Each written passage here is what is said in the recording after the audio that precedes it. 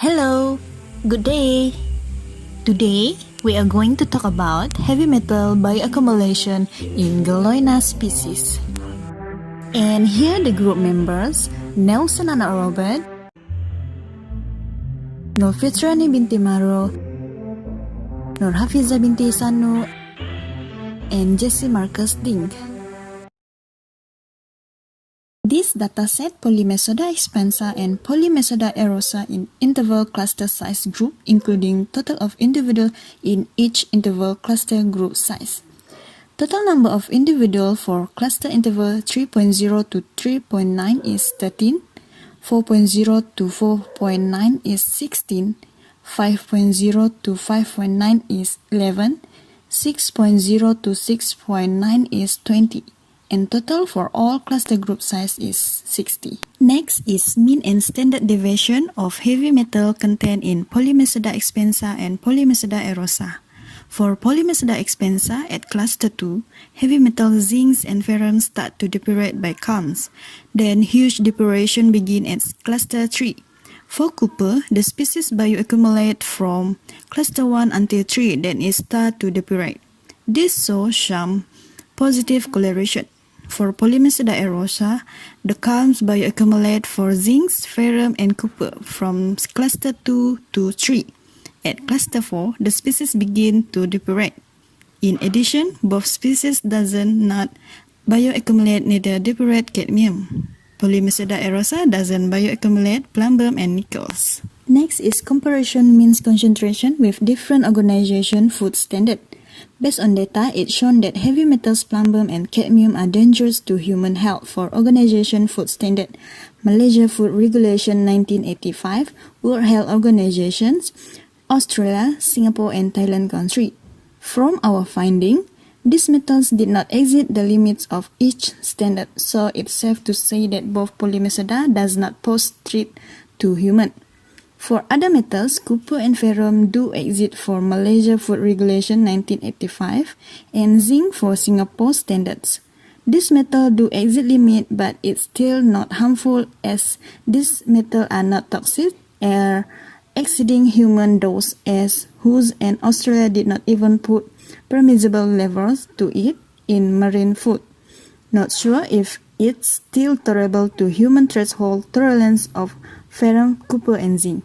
Still, it is suggested to depurate the Polymesoda in home method depuration before consuming to lower the content of this metal.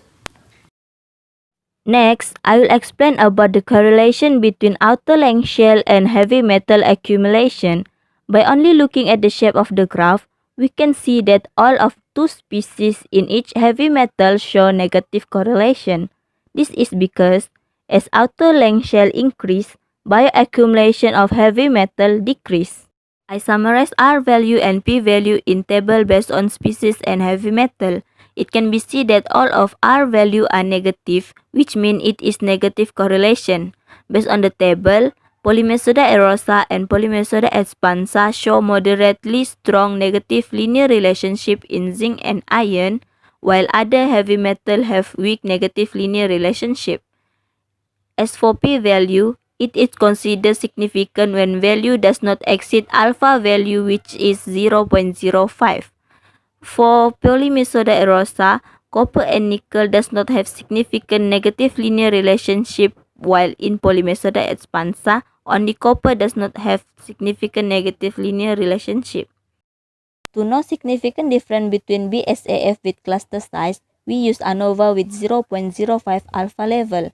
According to ANOVA tests that have done, Polymesoda expansa have p-value which is 0.32, and since it's greater than 0.05, we cannot reject null hypothesis and it is mean no significant difference between cluster size. It is also the same for Polymesoda erosa. The p-value also greater than 0.05. Thus, it also mean no significant difference between the cluster size. Hi, my name is Norfitryani. I'm gonna present about Polymesoda species as biomonitoring tools. Polymesoda erosa are a good monitoring tool. The selected heavy metal are zinc, copper, nickel, and iron. This is because This species can detect heavy metal in a shorter outer length where the bioaccumulation occurs rapidly. Longer outer length also can detect heavy metal, but depuration process occur in longer outer length and diminish the effectiveness as biomonitoring organism. So, the most effective biomonitoring tool are the shorter outer length or small size of Polymesoda erosa. Next, comparison with secondary data. Both species also can be applied in other locations. The secondary data that I found are Polymesoda expensa in Kelantan River and Polymesoda erosa in Sepang River, Selangor. Compare with data in Pengalat Papar, the uptake of heavy metal are different. In Kelantan River, the copper shows a positive correlation. Concentration of copper are increased through size because these metals are essential for physiological process of this organism. However, the other heavy metal shows negative correlation. These metals are non-essential to the organism and they might affect to human health when consumed for a long period, even in low concentration. For Polymesoda erosa, Table 1 shows the current data and secondary data on accumulation of heavy metal in different lengths of shell. Cadmium, lead and nickel are high concentration in shorter length of shell. Meanwhile, copper and zinc are high concentration in longer outer length. It is proved that Polymesoda erosa accumulates higher concentration of heavy metal in Selangor than in Papar. Overall, even the uptake of heavy metal are different between the outer length shell, but it is proved that Polymesoda species are good monitoring tool of heavy metal even in other locations. Hello and good day to Dr. Diana. I'm Nelson. I'm going to present about natural depuration process and mechanism in bivalve. There are two things we need to know. First is that the process reduces metal toxicity inside the organism. Also, it affects biomonitoring effectiveness of the bivalve. Based on our finding, we found out that the non-effective one are those above 5 cm length of outer shell, while the effective one are below 4.9 cm, and we considered them as the younger bivalve. For the mechanism in this process, it's really simple. It involves normal pumping of the gills and intestinal tract that then remove and eliminates contaminants out of the organism. For the process, we derive it from Rudel 1971. Based on Rudel, heavy metal actually have the ability to have bond with a type of protein called metallothioneins, which are intracellular protein, abundant in hematopoietic tissue, can bind to various types of metals, and also act as metal chelator. So based on this good feature of metallothioneins, it's enabled the bivalve to be able to bioaccumulate and absorb heavy metals. But good news is, in this natural depuration process, what happens is that biochemical processes and activity inside the tissue of this bivalve causes low affinity of metallothioneins towards this heavy metal, and then result of the weakening of the bond between them, which then result high depuration in the bivalve. So that's it for the natural depuration process and mechanism in bivalve. Alright, we proceed to accumulation and depuration of heavy metal in Geloina species. When a species of Geloina exposed to various types of heavy metal in a period of time, what happens is that it will then reach max level of heavy metal holding carrying capacity by Marshall DJ 2002, which indicate that the bivalve is concentrated with heavy metal. Based on our finding, we found out that shorter outer length shell are able to bioaccumulate very easily, while the longer outer length can perform depuration. To say that a species is good at biomonitoring, there are some aspects. First, that the depuration rate must be lower than the accumulation rate. And different species actually have different metal indication. Not all species be able to detect the same type of heavy metal. For example, Meretrix is a good bioindicator for copper, but not for zinc and lead. Wahi 2009. Why? I'll show you at the next slide. So this is the formula of depuration rate and accumulation rate.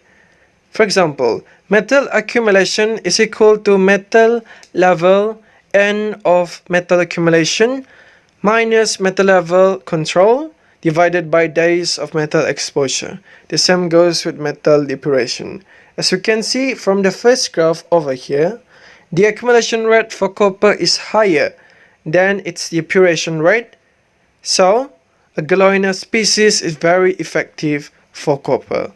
While at the second graph, we can see that the accumulation rate is actually almost the same as its depuration rate, so a Geloina species is not effective for zinc. Therefore, M. meretrix is a good bioindicator for copper but not for zinc and plumbum. Wahi 2009. For food safety, generally the level of recorded metals did not exceed the maximum permissible level in larger size of both type of clam as mentioned by WHO 1982 and some other safety guidelines. Further depuration in depuration tank, in restaurant or some other premise also have to avoid bioaccumulation of heavy metal in human. Lastly, for the risk management, first, selective harvest of calms for food sources, bigger size are much better. Second, making sure the site where bivalves are harvested are clean and not heavily polluted. Third, do risk assessment to detect any possible contamination, especially the outcomes towards biotas. Fourth, educate public or younger generation about the heavy metal bioaccumulation and depuration benefits in bivalve. Fifth, do research time by time to update any changes of the environment in the future.